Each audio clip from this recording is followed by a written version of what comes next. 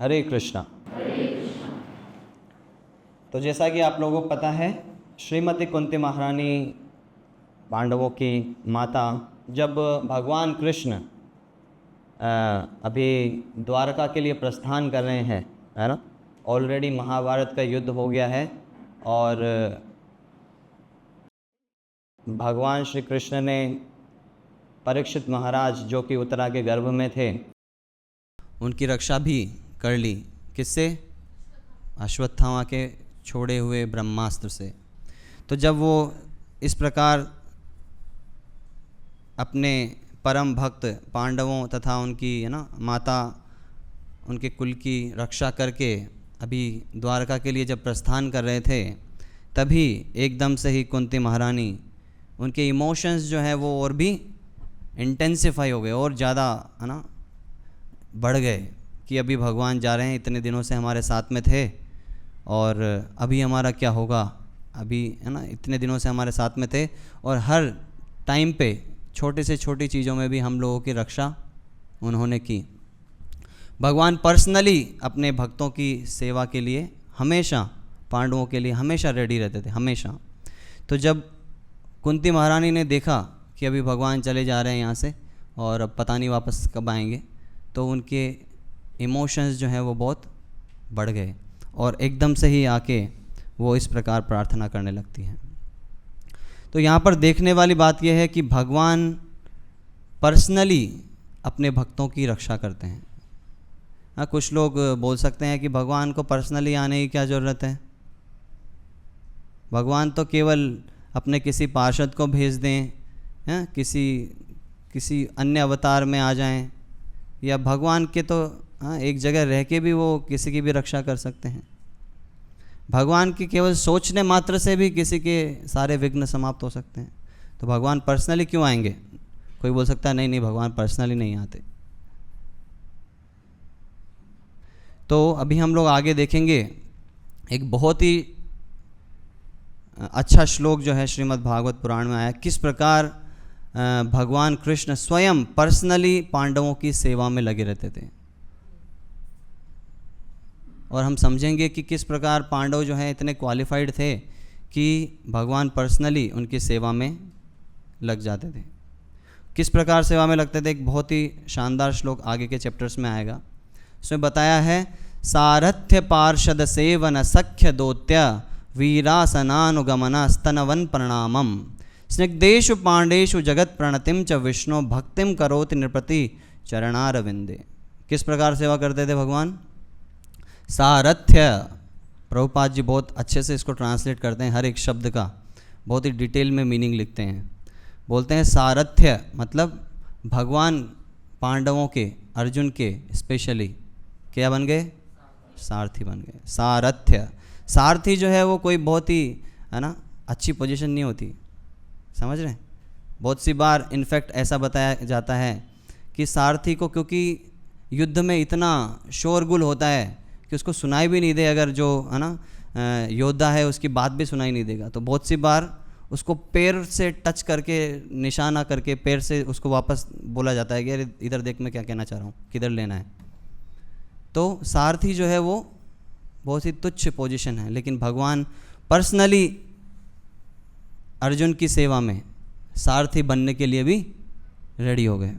सारथ्य पार्षद, पार्षद मतलब भगवान उनकी असेंबली में जब भी कोई सभा होती थी तो भगवान पर्सनली एज ए पार्षद नीचे जाके बैठते थे और डिस्कशन में पार्टिसिपेट करते थे और अपने सजेशंस जो है वो रखते थे। पार्षद। सेवना, प्रभुपाद लिखते हैं सेवना मतलब engaging the mind constantly in the service of the Lord. सेवना मतलब भगवान कृष्ण जो है हमेशा किस प्रकार मैं अपने भक्तों की सेवा कर सकूं, इसके ऊपर कॉन्स्टेंटली चिंतन करते रहते हैं। सेवना, सेवन मतलब केवल ज़रूरी नहीं है कि शरीर से ही सेवा की जाए, इनफैक्ट कॉन्स्टेंटली सोचते रहना कि किस प्रकार मैं अपने भक्तों की सेवा करूं। तो भगवान जो है वो सोचते हैं अपने भक्तों की सेवा करने के लिए, उसी तरीके से भक्तों को सोचना चाहिए कि कॉन्स्टेंटली किस प्रकार मैं भगवान की सेवा कर सकूं, उनको कैसे प्रसन्न कर सकूं, अपने गुरु को कैसे प्रसन्न कर सकूं। दिस इज़ कॉल्ड सेवा, सेवना। तो कृष्ण जो है वो कॉन्स्टेंटली इस प्रकार सोचते रहते थे। सख्य मतलब भगवान उनके एज ए फ्रेंड हमेशा अवेलेबल रहते थे। सख्य। धौत्य मतलब acceptance of the post of A messenger. भगवान उनके सेवक, उनके क्या कहते हैं, संदेश वाहक बन के उनका संदेश लेके दुर्योधन के पास भी गए मैसेंजर के रूप में। धौत्य। वीरासनानुगमनः। वीरासना अर्थात कौन बताएगा? वीरासना मतलब accepted, he accepted the post of A watchman. भगवान जो है जब युद्ध चल रहा था और पांडव जो है रात को रेस्ट करते थे, तो भगवान तलवार लेके और पूरे कैंप को गार्ड करते थे वॉचमैन की। जैसे वॉचमैन हमारे यहाँ तो डंडा लेके घूमता है, भगवान तलवार लेके और हमेशा उनकी रक्षा के लिए, कहीं कुछ हो नहीं जाए, कोई रात को कोई आ नहीं जाए, तो इस प्रकार उनकी रक्षा के लिए हमेशा घूमते थे। वीरासनानुगमनः। अनुगमनः मतलब उनके पीछे पीछे घूमते थे हमेशा। स्तवन अर्थात ऑफरिंग ऑफ प्रेयर्स। प्रणामम ऑफरिंग ओबिसेंसेस। अपने से बड़े, क्योंकि युधिष्ठिर महाराज उनसे एज में बड़े थे, तो युधिष्ठिर महाराज जब भी वो मिलते थे तो उनको प्रणाम करते थे। अर्जुन को अपने गले से लगाते थे, और जो और छोटे भाई थे पांडवों में उनको अपने गले से लगाते थे, उनको अपने चरण छूने देते थे। तो इस प्रकार वो हमेशा अपने भक्तों की सेवा में पर्सनली लगे रहते थे। ये बहुत इम्पोर्टेंट चीज़ है। ये कोई फॉर्मल रिलेशन नहीं है भक्त का और भगवान का। फॉर्मेलिटी के लिए भगवान, हाँ ठीक है, नहीं, फॉर्मल रिलेशन नहीं है, पर्सनली भगवान एंगेज रहते थे। तो प्रभुपाद जी एक बहुत अच्छा स्टोरी सुनाते हैं इसके लिए कि किस प्रकार पर्सनल रिलेशन जब होता है तो कैसे हम लोग रिएक्ट करते हैं। तो प्रभुपाद जी एग्जाम्पल देते हैं अकबर और बीरबल का। एक बार जो है अकबर बीरबल से पूछते हैं, वो पूछते हैं कि क्या आपके भगवान, आप इतना ग्लोरीफाई करते हो सनातन संस्कृति में भगवान भगवान, तो भगवान पर्सनली क्यों आएंगे अपने भक्तों की रक्षा करने के लिए? वो तो किसी को भी भेज सकते हैं ना। तो बीरबल को हालांकि आंसर पता था, लेकिन उसका एक स्टाइल है, वो प्रैक्टिकली करके हमेशा बताता था आंसर करने का। तो बीरबल बोलता है कि ठीक है, थोड़ा टाइम रुकिए, मैं बताऊंगा आपको। तो एक दिन जब बहुत अच्छा मौसम हो रहा था, तो बीरबल बोलते हैं चलो आज थोड़ा ऐसा करते हैं, बोट राइडिंग के लिए चलते हैं, नौका विहार के लिए चलते हैं। तो फिर बोलते हैं अकबर को कि ऐसा कीजिए, अपने बेटे को भी ले लीजिए साथ में। तो ले लेते हैं अकबर, सब लोग साथ में ही बोटिंग कर रहे होते हैं, क्योंकि वो राजा थे, अकबर तो सम्राट थे। तो बहुत सारे उनके रक्षक, बहुत सारे सैनिक, बहुत सारे अलग अलग बोट में रहते हैं, और बीरबल, अकबर और उनके पुत्र और कुछ जो है ना इम्पोर्टेंट लोग थे, इम्पोर्टेंट रिलेटिव्स थे, वो जो हैं एक बोट में रहते हैं। तो अकबर बीरबल जो है समा और अधर बोट को इस प्रकार टिल्ट करते हैं कि उनका बेटा पानी में गिर जाता है। तो जैसे ही अकबर का बेटा पानी में गिरता है, अकबर तो बिना सोचे समझे तुरंत पानी में कूद जाते हैं। ये नहीं देखते कि मेरी ड्रेस ख़राब हो जाएगी, मेरी ज्वेलरी ख़राब हो जाएगी, हालांकि उनको कोई कमी नहीं थी। तो तुरंत जो है वो कूद जाते हैं उसको बचाने के लिए, अपने बेटे को बचाने के लिए। वो ये नहीं देखते, किसी सैनिक को ऑर्डर नहीं करते, किसी एक्सपर्ट स्विमर को नहीं बुलाते, खुद कूद जाते हैं। और जब वो वापस बच्चे को बचा के लाते हैं तो बीरबल को बहुत डांटते फटकारते हैं, लेकिन उनको पता था कि बीरबल जो है कोई भी एक्शन अगर कुछ भी करता है तो बिना सोचे समझे नहीं करता, ज़रूर इसके पीछे कुछ इम्पोर्टेंट लेसन होगा।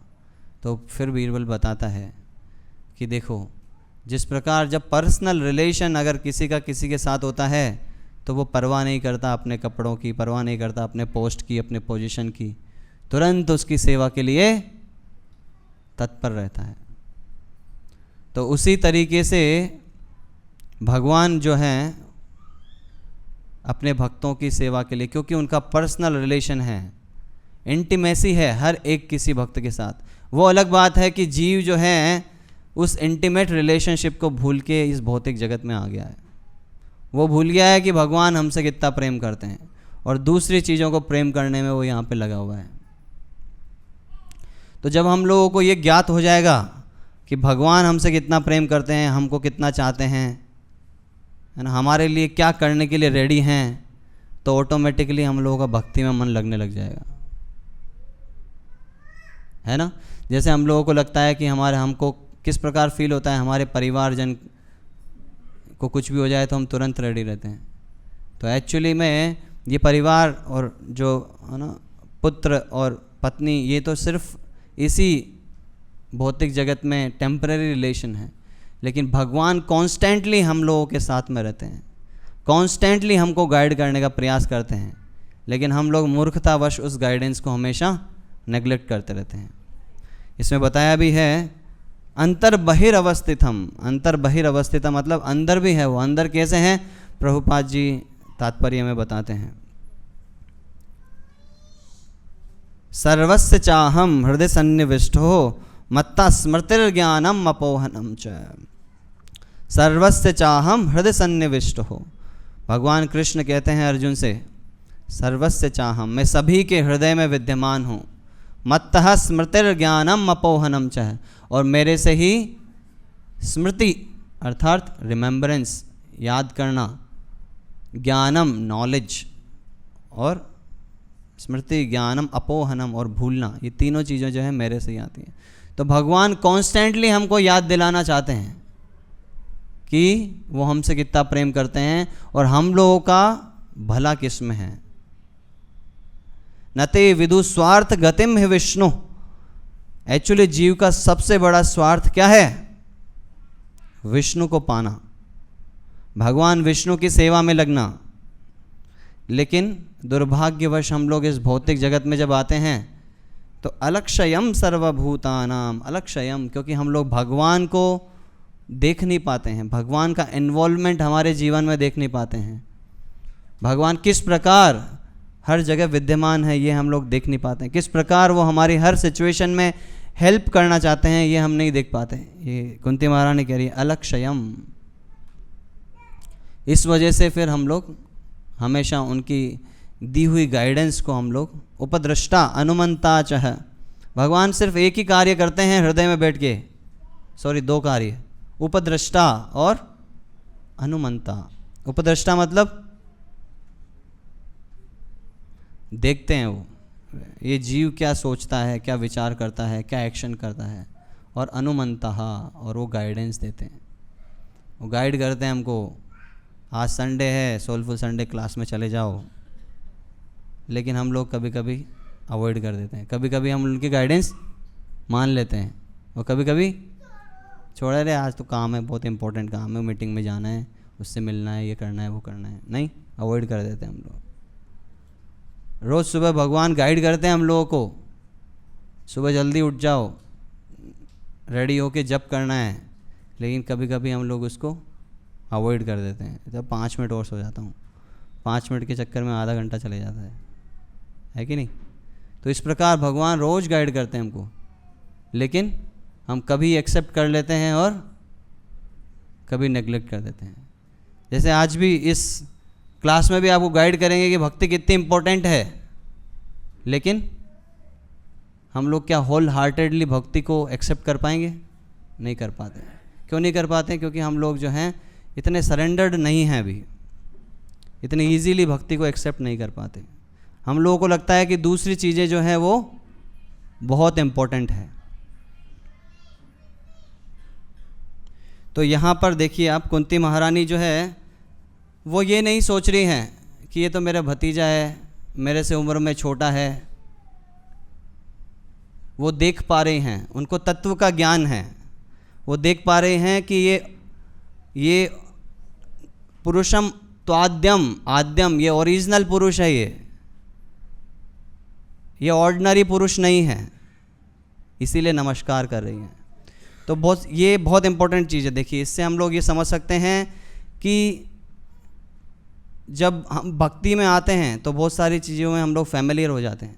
यहाँ पे कुंती महारानी को तत्व का ज्ञान है, वो पूरा कन्विंस्ड है कि ये भगवान स्वयं है। और इसीलिए वो नमस्कार करने आ गए अपने से छोटी उम्र के भतीजे को भी। हम लोग क्या है, हम लोग भी आते हैं, भगवान की भक्ति करना चाहते हैं, लेकिन धीरे धीरे समय जब गुजरता है तो हम लोग फैमिलियर हो जाते हैं।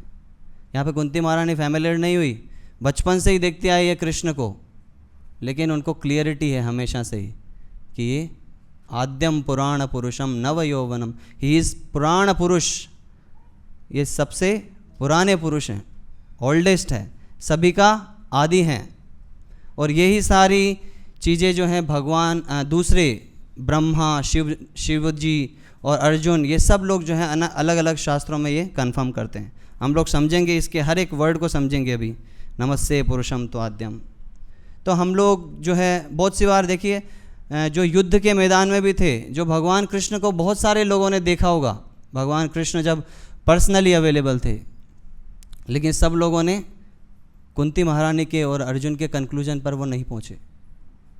दुर्योधन ने भी भगवान को देखा था, और बहुत सारे सैनिक जो दुर्योधन के पक्ष में थे वो भी भगवान को देख रहे थे, लेकिन उनको लग रहा था कि ये कोई बहुत बड़ा डिप्लोमेट है, ये तो छल करने वाला है, ये कोई ऑर्डिनरी पुरुष है, ये तो सारथी है, इस प्रकार वो देख रहे थे। उनका ऑर्डिनरी विज़न था, उनको तत्व का ज्ञान नहीं था। लेकिन कुंती महारानी को, क्योंकि वो भगवान की परम भक्त हैं, अर्जुन क्योंकि वो भगवान के परम भक्त हैं, फुल्ली सरेंडर्ड हैं, इसीलिए वो नित्य पार्षद हैं भगवान के, और वो देख पा रहे हैं कि ये आद्यम, ये ओरिजिनल पुरुष हैं। ये तो फैमिलियरिटी हमको नहीं होनी चाहिए, ये बहुत इंपॉर्टेंट लेसन है, इससे हमको समझना चाहिए कि हम लोग रेगुलरली भले ही मंदिर आ रहे हैं, है ना, रेगुलरली जप करने का प्रयास कर रहे हैं, रेगुलरली अध्ययन करने का प्रयास कर रहे हैं, लेकिन हमको फैमिलियर नहीं होना है। हमको हमेशा फ़िलोसॉफ़िकल नॉलेज भी उसका होना है कि ये मैं जब नाम जप कर रहा हूँ, जब मैं भगवान की कथा सुनने आया हूँ, तो इसका क्या इम्पोर्टेंस है, ये किस प्रकार मेरे को अफेक्ट करेगी, और ये कितनी इम्पोर्टेंट है मेरे लिए, इसको समझना बहुत ज़रूरी है। नहीं तो क्या होगा, फैमिलियर हो जाएंगे हम लोग। जैसे है ना, ऐसा बोलते हैं कि ट्रेन उसी की छूटती है जो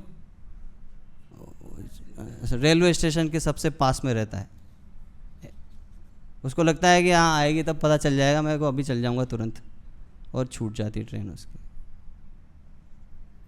तो हमको कॉन्स्टेंटली इन भक्ति के अंगों को अप्रिशिएट करना नहीं भूलना है। कॉन्स्टेंटली भगवान का दर्शन जब करें तो एक कॉन्शियस माइंड के साथ में करें, ऐसे ही नहीं बस हाँ हाथ जोड़ा आया, दंडवत का नाम किया, दंडवत एक बार ऐसे करना है, एक बार ऐसे करना है, फिर हाथ जोड़ना है, फिर चक्कर लगाना है, चरणामृत लेना है, चले जाना, नहीं, ऐसे फैमिलियर नहीं होना है। प्रॉपर कॉन्शियसनेस के साथ में, पूरा ऑ एंड रेवरेंस के साथ में, पूरा है ना लविंग वे में हमको प्रयास करना है कि हर एक भक्ति के अंग को हम लोग परफॉर्म करें। तो अभी हम लोग इस श्लोक को और समझने का प्रयास करते हैं। नमस्ते पुरुषम तो आद्यम। नमस्ते, देखिए मैं जब इस श्लोक को मैंने पढ़ा तो मुझे लगा कि नमस्ते की जगह नमस्ते कैसे है ये, है ना। जनरली नमस्ते हम लोग पढ़ते हैं, नमस्ते मतलब नमस्कार करता हूँ, नमस्ते क्या है ये, तो मैंने फिर गूगल पे सर्च किया नमस्ते क्या होता है।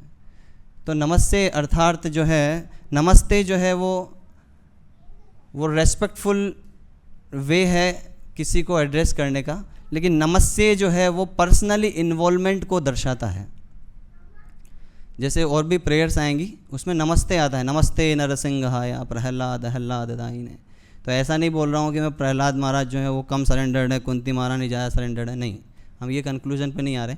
लेकिन नमस्ते जो है वो पर्सनल इन्वॉल्वमेंट को और भी ज़्यादा है ना बताता है।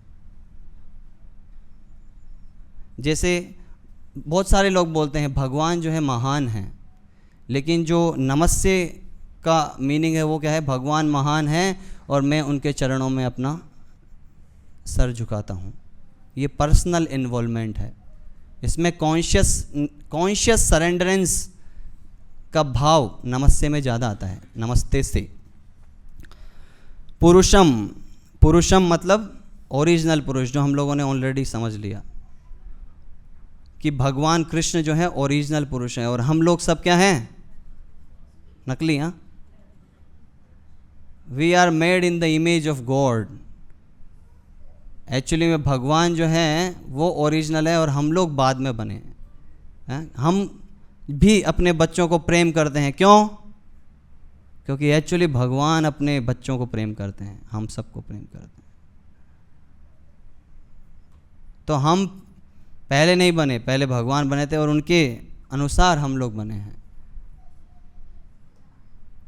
हमको गुस्सा आता है, क्यों? क्योंकि भगवान को भी गुस्सा आता है। हम लोगों का गुस्सा जो है वो कंटेमिनेटेड है।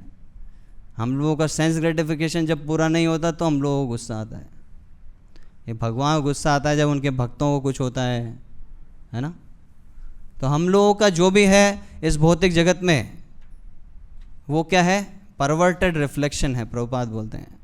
जैसे एक है ना नदी के किनारे अगर एक बरगद का पेड़ लगा हो तो कैसा दिखता है, वो उल्टा दिखाई देता है। वो नीचे जो है उसका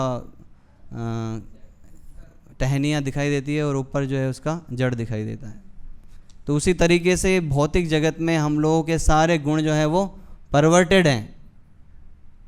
हम प्रेम करते हैं, प्रेम करना अच्छी बात है, लेकिन हम लोग भगवान को प्रेम नहीं करके हम अपने पुत्र परिजन आदि को प्रेम करते हैं। तो पुरुषम जो है ओरिजिनल पुरुष भगवान कृष्ण है और कुंती महारानी को फुल कन्विंस्ड है वो।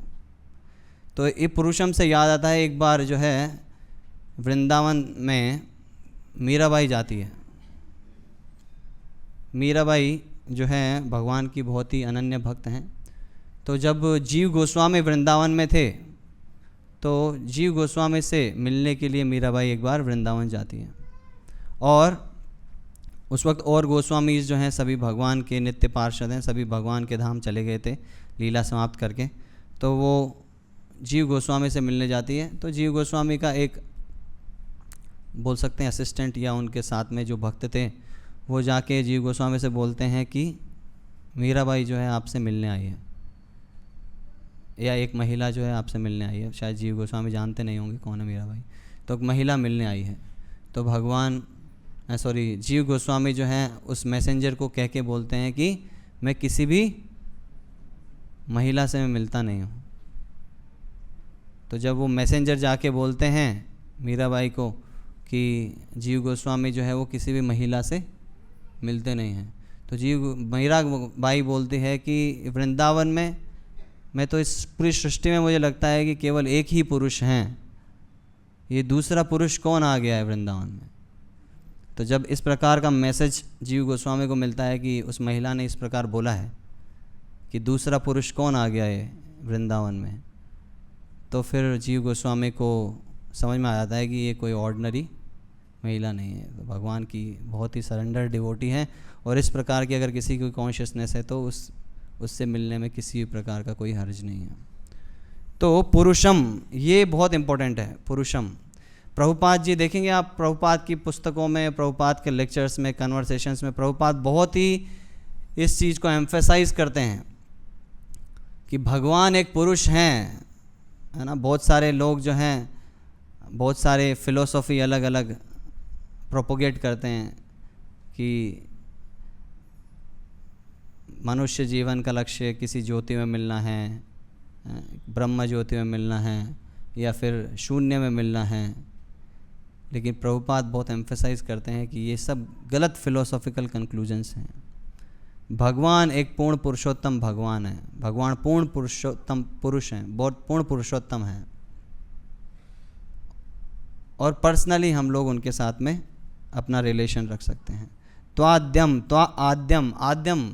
आद्यम मतलब ओरिजिनल पुरुष, जो बिगिनिंग है सबका।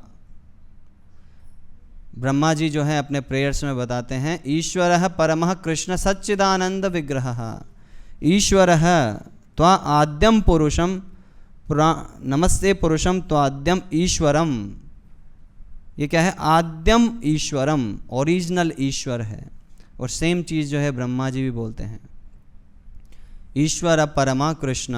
ईश्वर तो है, सब लोग ईश्वर हैं। प्रभुपाद बोलते हैं कि सब लोग जो हैं वो ईश्वर हैं। लेकिन हम लोग क्या हैं, छोटे ईश्वर हैं। सबकी अलग अलग कैपेसिटी है कंट्रोल करने की, है कि नहीं? हम भी अपने बच्चों को कंट्रोल करते हैं, है ना? और बच्चे अपने खिलौनों को कंट्रोल करते हैं, इसमें चाबी कितनी भरनी है नहीं भरनी है, नहीं। एक प्रिंसिपल जो है वो सभी स्टूडेंट्स को कंट्रोल करता है, एक एम्प्लॉयर एम्प्लॉइज़ को कंट्रोल करता है। उसी तरीके से देवता जो है वो इस सृष्टि में कुछ चीज़ों को कंट्रोल करते हैं। तो सब लोग जो हैं कुछ ना कुछ कंट्रोल करते हैं, लेकिन परम ईश्वर कौन है? भगवान कृष्ण हैं। ब्रह्मा जी बोल रहे हैं ईश्वरः परमः कृष्ण। परम ईश्वर कौन है? भगवान कृष्ण हैं। सभी कंट्रोलर के कंट्रोलर हैं वो, परम नियंता हैं वो। और सेम कंक्लूजन यहाँ पे कुंती महारानी बोलती है। इसके लिए एक बहुत ही अच्छा लीला भगवान कृष्ण के, है ना, जीवन से हम लोग सुन सकते हैं। एक बार जब, है ना, कंस का वध हो गया था, कंस का वध कर दिया था भगवान कृष्ण ने, तो वसुदेव और देवकी ने रिक्वेस्ट किया नंद महाराज से कि अभी कृष्ण जो हैं, अभी इनको आप मथुरा ही छोड़ दीजिए। अभी इसने खूब गायें चरा ली, खूब खेल लिया, खूब माखन खा लिया, गोपियों को और ग्वाल वालों को खूब परेशान कर लिया, खूब मस्ती के दिन अभी गए। अभी इसकी शिक्षा दीक्षा का समय आ गया है, अभी थोड़ा ये बड़ा हो गया है, इसको गुरुकुल में एडमिशन कराना है। अभी जैसे 3 साल का होता है बच्चा, आजकल तो 2 साल के कोई स्कूल में डालने लग जाते हैं। तो उसी तरीके से देवकी और वसुदेव को चिंता होती है कि भाई अब ठीक है, अभी इसको गुरुकुल में डालना है। ले जाते हैं उनको, कहाँ पे ले जाते हैं? हाँ, सांदीपनि मुनि के आश्रम में उनका एडमिशन करा देते हैं। जो भी एडमिशन फ़ीस होती है और जो भी सब कुछ जमा करवा के एडमिशन हो जाता है उनका। फिर अभी जब भगवान कृष्ण जो है वो बहुत ही, है ना, स्पीड लर्नर थे, जल्दी जल्दी सीख जाते थे हर चीज़। हम लोगों ने सुना होगा, सब लोग वो जो हैं हर दिन एक कोई आर्ट वो सीखते थे और रात तक उसको परफेक्शन हो जाता था। सुबह सिखाया गुरु ने, दिन में उसको प्रैक्टिस किया और रात तक एक्सपर्ट बन गए। तो इस प्रकार वो जो है 64 दिनों में 64 कलाएं सीख जाते हैं। फिर जब जाने का समय आता है, उनको लगता है कि अभी तो कंप्लीट हो गई स्टडी मेरी, 64 दिन में ही कंप्लीट हो गई थी, हमारी तरह नहीं चल रही थी वो, तो लंबी चलती है हमारी पढ़ाई 20 साल तक। तो उनकी जैसे ही स्टडी कंप्लीट हुई, वो परमिशन लेने जाते हैं अपने गुरु से, और सांदीपनि मुनि को वो बोलते हैं कि सभी लोग ध्यान दीजिए, बच्चे सब लोग ध्यान से सुनिए। वो बोलते हैं कि अभी मेरे जाने का समय आ गया है और मैं आपको कुछ गुरु दक्षिणा के रूप में कुछ देना चाहता हूँ। तो सांदीपनि मुनि को लगता है कि ये तो भगवान स्वयं है, इनसे छोटी मोटी चीज़ क्यों मांगनी, कोई अच्छी चीज़ मांगते हैं। तो वो बोलते हैं कि मैं अपनी धर्म पत्नी से थोड़ा कंसल्ट करता हूँ, फिर बताऊँगा कि क्या चाहिए मुझे। तो जाते हैं और अपनी वाइफ से कंसल्ट करते हैं कि कृष्ण और बलराम जो है वो गुरु दक्षिणा के रूप में मुझे कुछ प्रोवाइड करना चाहते हैं, तो बताइए क्या मांगना है। तो उनकी वाइफ बोलती है कि भगवान स्वयं अगर हमको पूछ रहे हैं कि क्या चाहिए, तो कुछ ऐसी चीज़ मांगिए जिससे भगवान का गुणगान पूरी सृष्टि में हो जाए। छोटी मोटी चीज़ मांगेंगे तो क्या मज़ा आएगा। ऐसी चीज़ मांगो जो इम्पॉसिबल है हर किसी के लिए, और ऐसी इम्पॉसिबल टास्क जब भगवान करेंगे तो उनका गुणगान पूरी सृष्टि में फैल जाएगा। और भक्त को क्या चाहिए? यही चाहिए कि भगवान का गुणगान सभी जगह फैल जाए। तो फिर वो सजेस्ट करती है कि ऐसा है, हमारे पुत्र जो है वो हमने खो दिए हैं बचपन में ही, तो ऐसा कीजिए, भगवान स्वयं पूछ रहे हैं तो हमारे पुत्रों को ही वापस मांग लीजिए। तो फिर सांदीपनि मुनि जो है आते हैं और गुरु दक्षिणा के रूप में अपने खोए हुए पुत्रों को वापस मांग लेते हैं। भगवान कृष्ण जो हैं वो, उनको तो पता ही था खैर कि क्या मांगने वाले हैं, और जो मांगने वाले हैं वो कहाँ हैं। क्यों? क्योंकि वो तो अभी हम लोगों ने समझा ना, क्या समझा? सभी के हृदय में विद्यमान हैं।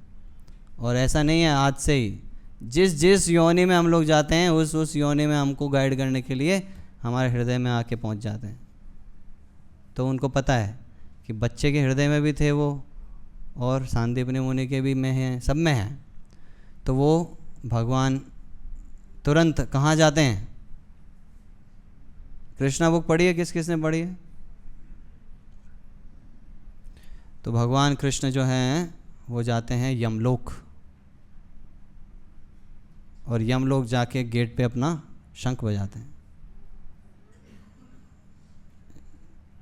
तो यमराज जो है वो चौकन्ने हो जाते हैं, अरे ये शंख तो थोड़ा कुछ सुना है, दिव्य ध्वनि है इसकी, तो ये तो लग रहा है पांचजन्य शंख की आवाज़ है।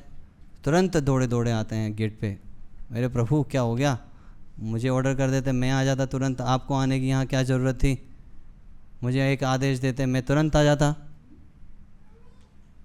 तो फिर भगवान कृष्ण जो हैं उनको बोलते हैं,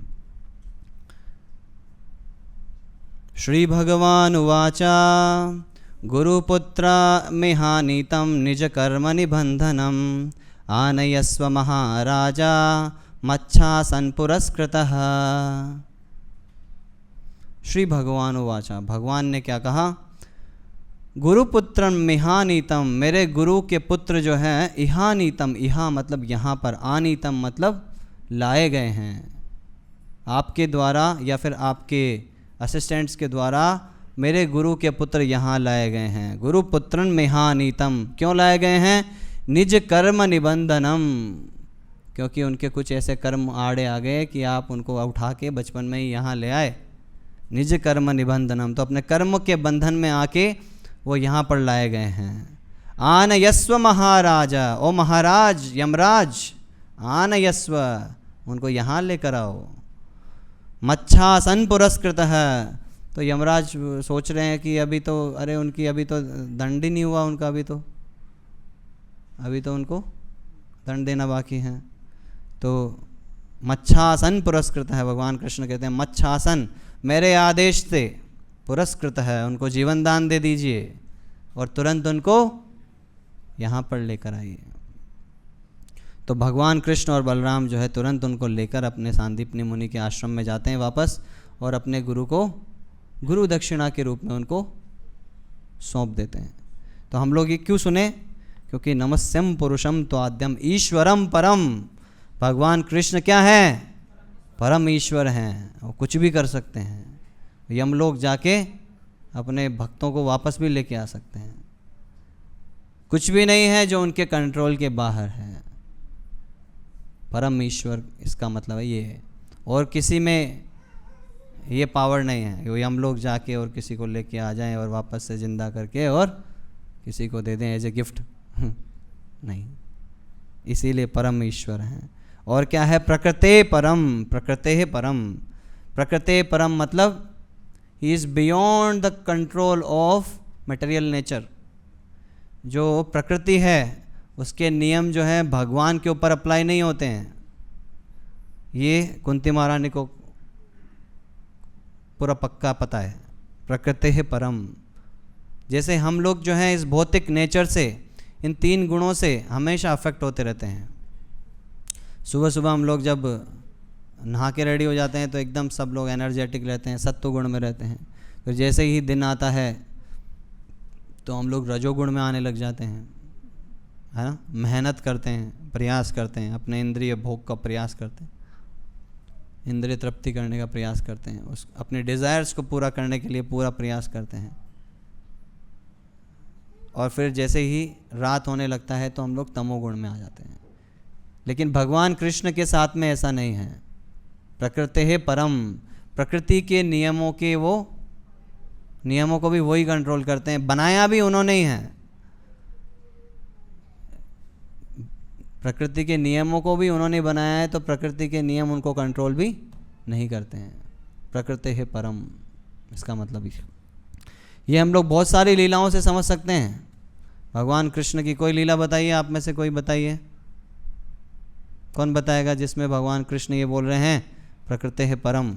देखो प्रकृति को मैं कंट्रोल करता हूँ, मेरे को प्रकृति कंट्रोल नहीं करती। कौन बताएगा? कोई सी भी लीला लीजिए, हर लीला में गोवर्धन को उठा लिया भगवान ने। प्रकृति में कोई है जो गोवर्धन को उठा ले एक उंगली पे? पूरे लॉ ऑफ ग्रेविटी को ही फेल कर दिया। और कौन सी लीला है?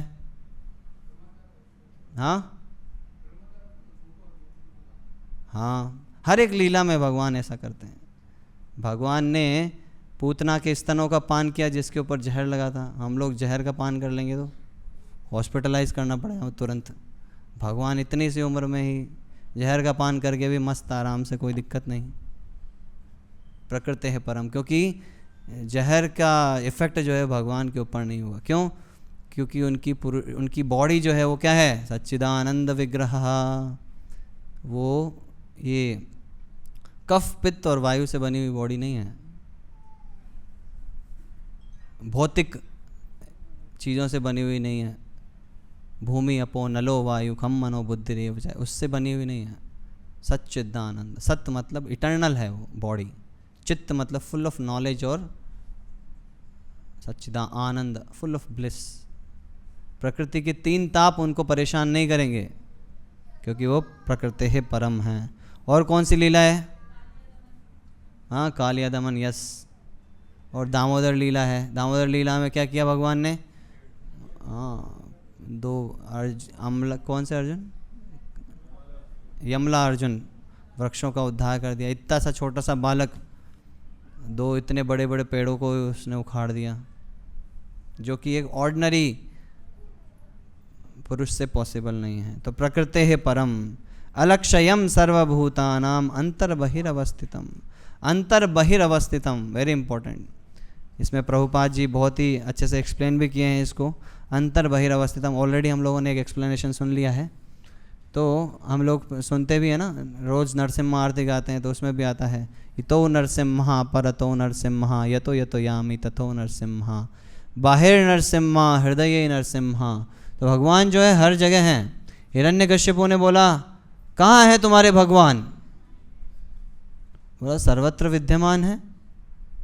क्या इस पिल्लर में भी है? बोला, हाँ है। इसमें भी है? बोला, हाँ है। ले मैं तोड़ के बताता हूँ, देखिए बता कहाँ है।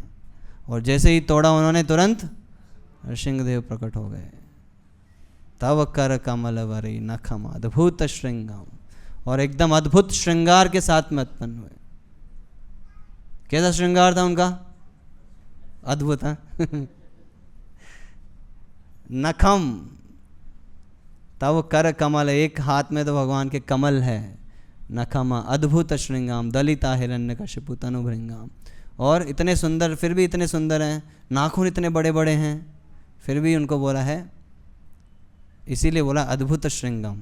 एक तरफ तो कमल इतना सॉफ्ट फ्लावर है, उसको पकड़ा हुआ है, और किससे पकड़ा हुआ है? नाखून वो इतने बड़े बड़े। शिला टंकान खाला है, ऐसे शिला जैसे छेनी होती है और छेनी से हथौड़े से मार के और पत्थर को तोड़ा जाता है, वैसे उनके जो है नाखून थे। इसीलिए बोला अद्भुत श्रृंगार, अद्भुत श्रृंगार है भगवान आपका। तो अलक्षयम अंतर्बहिरवस्थितम, अंतर्बहिरवस्थितम, बहिरवस्थितम, बाहर कैसे अवस्थित है? भगवान कृष्ण कहते हैं, मया तदम इदम सर्वम जगत अव्यक्त मूर्तिनः। मया तदम इदम सर्वम, अंदर तो मैं हूँ ही, कैसे हूँ? परमात्मा के रूप में विद्यमान हूँ हर एक कण कण में। और बाहर कैसे हूँ? मया ततम इदम सर्वम जगत अव्यक्त मूर्तिनः, अव्यक्त मूर्तिनः, अव्यक्त रूप में मैं सभी जगह विद्यमान हूँ। प्रभुपाद इसको एग्जाम्पल देते हैं बहुत अच्छा, सन का। श्रीमद् भागवत पुराण में आता है किस प्रकार एक सूर्य जो है एक ग्लोब है, वो क्या है? वो लोकलाइज्ड एस्पेक्ट है, और सूर्य की रोशनी जो है वो सब जगह फैली हुई है, वो क्या है? बाहिर अवस्थितम, वो सब जगह फैला हुआ है। सूर्य जो है सब जगह फैला हुआ है रोशनी के रूप में, और एक ग्लोब के रूप में भी है। अंतर बहिर अवस्थितम, इस प्रकार भगवान जो है सर्वत्र विद्यमान है। भगवान गोलोक वृंदावन धाम में पर्सनली रहते हैं, और उसके अलावा अंतर बहिर अवस्थितम, सभी जगह, और लोकलाइज्ड एक रिप्रेजेंटेटिव भगवान का हमारे हृदय में है, सबके कण कण में है। और उसके अलावा जो बाकी स्पेस है उसमें भी भगवान जैसे एक रोशनी है सूरज की, वो सब जगह रहती है, वैसे ही भगवान जो है अव्यक्त रूप में सब जगह विद्यमान है। अलक्षयम सर्वभूतानाम, और भगवान देखिए, और ये बोल रही कुंती महारानी, सभी जगह विद्यमान हो, बाहर भी हो अंदर भी हो, अलक्षयम, लेकिन फिर भी दिखते नहीं हो। अलक्षयम सर्वभूतानाम, अलक्षयम, दिखते नहीं हो, फिर भी आपको कोई देख नहीं सकता, आपको जान नहीं सकता।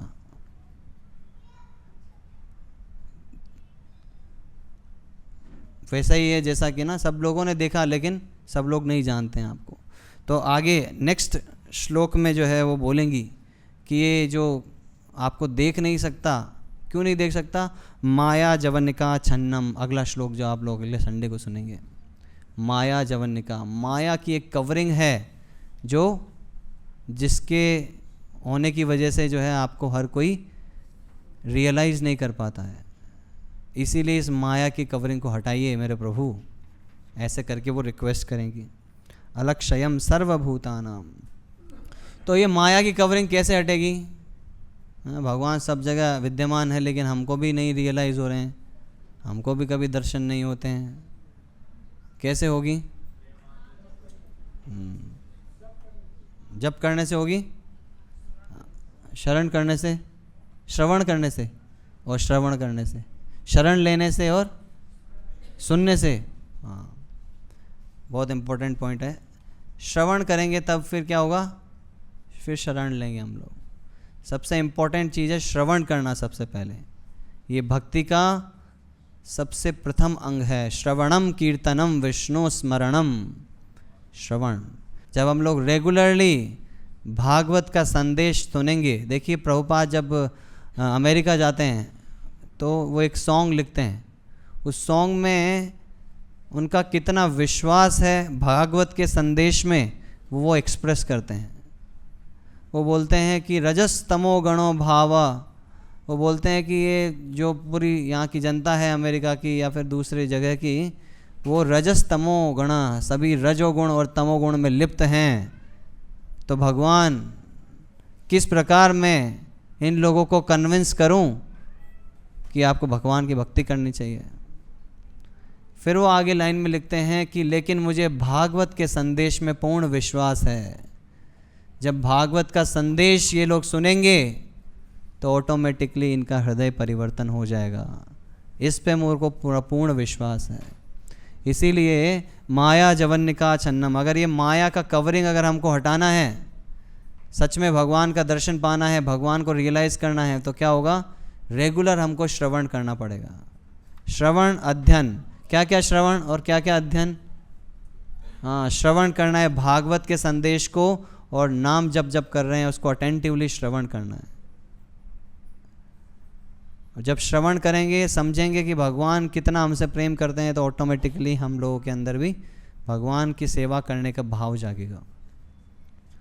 प्रेमांजनच्छुरित भक्ति विलोचनेन संतः सदैव हृदयेषु विलोकयन्ति।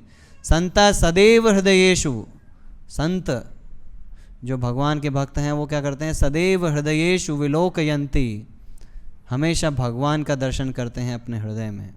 कब करते हैं? जब उनके अंदर प्रेम जागृत होता है, जब वो भक्ति करते हैं। और भक्ति भी ऐसा नहीं कुछ मांगने के लिए भक्ति कर रहे हैं, नहीं, प्योर भक्ति, शुद्ध भक्ति, केवल भगवान के आनंद के लिए, भगवान की प्रसन्नता के लिए। मेरे को कुछ नहीं चाहिए भगवान, बस आपकी सेवा में कैसे कर सकूं, ये है प्योर भक्ति। ना हम वंदे तव चरणयोर द्वंद्वम अद्वंद्वम हेतो, ना हम वंदे, भगवान मैं आपको पूजा इसलिए नहीं कर रहा हूँ, द्वंद्वम अद्वंद्वम हेतो हो, इस द्वंद्व से निकलने के लिए आपकी पूजा नहीं कर रहा हूँ। जैसे चैतन्य महाप्रभु बोलते हैं कि आप मुझे गिराइए चाहे मुझे गले से लगाइए, मुझे तो आपकी सेवा करनी है बस। तो इस प्रकार जब हम लोग प्रेम पूर्वक सेवा करेंगे तो ऑटोमेटिकली माया का जो पर्दा है, जो हमारे विज़न को रोक रहा है भगवान के दर्शन से या भगवान के रेसिप्रोकेशन से, वो धीरे धीरे हटेगा। ये गारंटेड है, सभी भक्तों की रियलाइजेशन है। भागवत में ये लिखा हुआ है और भागवत स्वयं भगवान कृष्ण ने बोली है ब्रह्मा जी को सर्वप्रथम, उसके बाद में बहुत सारे आचार्यों ने उसके ऊपर टीका दी है। तो बड़े बड़े भक्तों के ये रियलाइजेशन है। तो सबसे इम्पोर्टेंट क्या है? रोज़ श्रवण करना और श्रवण करके उसको अपने जीवन में डालने का प्रयास करना। और वो उस जीवन में डालने के लिए स्ट्रेंथ हमको मिलेगी जब हम लोग रेगुलरली भगवान का नाम जप करेंगे, भगवान से प्रार्थना करेंगे। तो ये कुंती महारानी की जो प्रेयर्स हैं बहुत इंपॉर्टेंट प्रेयर हैं। प्रभुपाद ने स्पेशली ये जो 25-26 श्लोक हैं आने वाले, इन सब के ऊपर प्रभुपाद ने लेक्चर दिया है। और इसके लिए एक सेपरेट बुक है, teachings of Lord queen Kunti, तो वो बुक भी आप लोग पढ़ सकते हैं।